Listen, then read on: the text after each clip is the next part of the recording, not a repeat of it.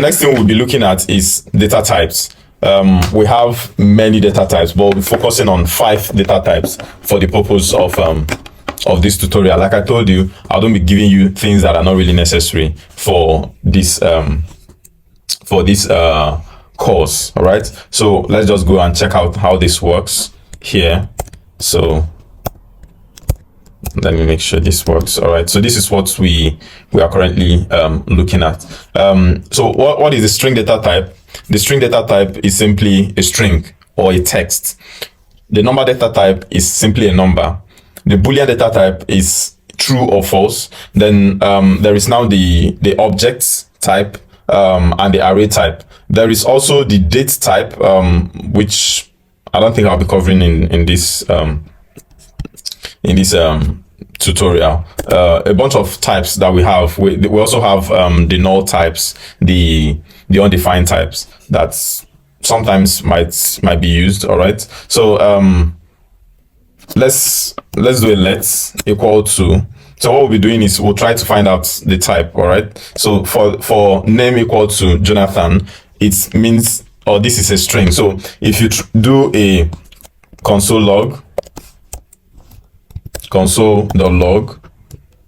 and then you do say type of, so let me make sure I spell that properly, type of name, it will return for you the type. So let's run it and then see that here it tells us that name is a type of string. Now if I change this name to say 100 and try to find out the type, it tells us that it is a number. And if I change it to say something like true, then it will tell us that, hey, this is a boolean. All right, so you see we have different types that JavaScript gives us. We could also do what we call an object or an array. So an object basically has a curly brace like this, and inside of the curly brace, then you have to pass key value pairs. So for example, we could say let's person be equal to an object. Now in the object, we can have, say, something like the person's name, the person's age, the person's maybe phone number. So we could do age 25. We could do an address, just anything can work. So whatever streets you would like to pass in. So you imagine, say, 5 Abuja streets. So something like this. What more can you pass? Anything about a person, is married, false,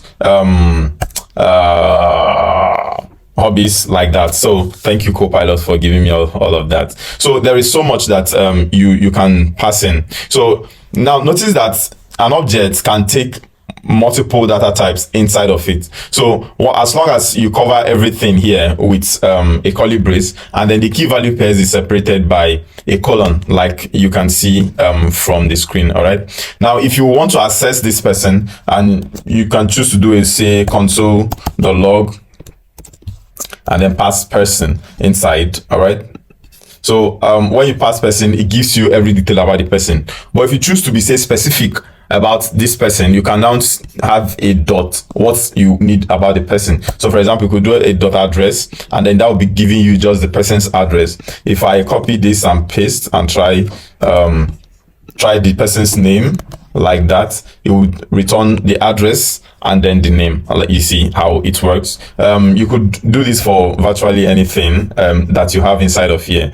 So this is already suggesting hobbies. So let's try age instead, and then try to see what it gives us. So you see, it's telling us the person's address, the person's name, and the person's